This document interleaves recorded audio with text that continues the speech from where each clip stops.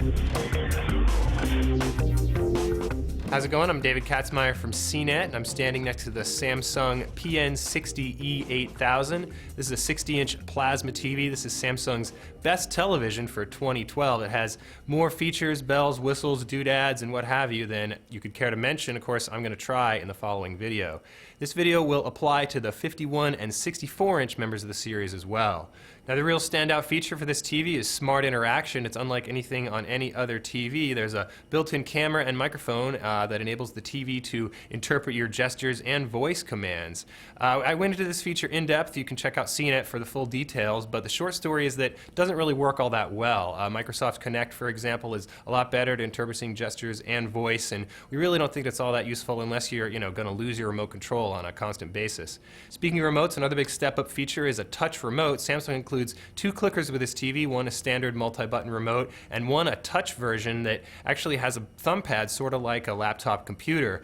In practice, it wasn't as sensitive as a laptop, and it was actually a little bit more frustrating to use than a regular remote, but it's pretty useful if you're going to be, navigating the web browser built into this TV. Of course, if you're going to be using the web browser significantly, I recommend you get the $99 optional keyboard, which has a built-in touchpad. It actually works with Samsung's Android devices as well, so that's a lot cooler and worked a lot better. Of course, I mentioned the built-in web browser. It's the best found on any smart TV suite. Samsung's Smart TV suite has more apps than any other TV manufacturers. In terms of major apps, they are missing Amazon Instant, which is kind of a big knock, but they more than make up for it by having exclusive access to HBO Go, which for HBO subscribers is one of the best TV apps you can get. Samsung also offers a few custom apps like Family Story, which enables sharing among Samsung devices, and a couple of other things, including built-in cloud storage, so you can actually upload things from the TV and vice versa to the cloud. So all those are pretty unique and make for a very robust smart TV suite. One other feature Samsung throws into this TV is its IR blaster that actually uses Bluetooth to send commands to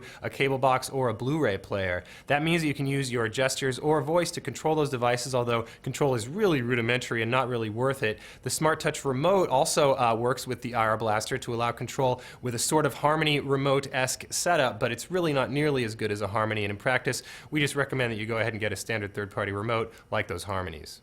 Other standout features on this set include an excellent selection of picture adjustments, 10-point grayscale, and the best color management system in the business, so if you're going to get this TV calibrated, it should turn out very nice. Speaking of picture quality, Samsung's E8000 is the best plasma the company has ever made.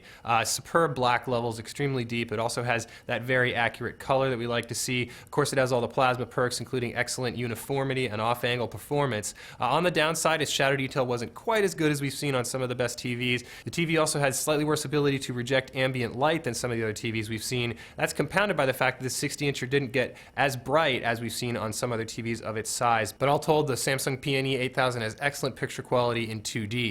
In 3D, its picture is also very good, actually better than a competing Panasonic plasma we tested recently. Samsung throws in two pairs of 3D glasses. They're not all that comfortable, but of course they are free, and that's more that can be said for a lot of TV manufacturers.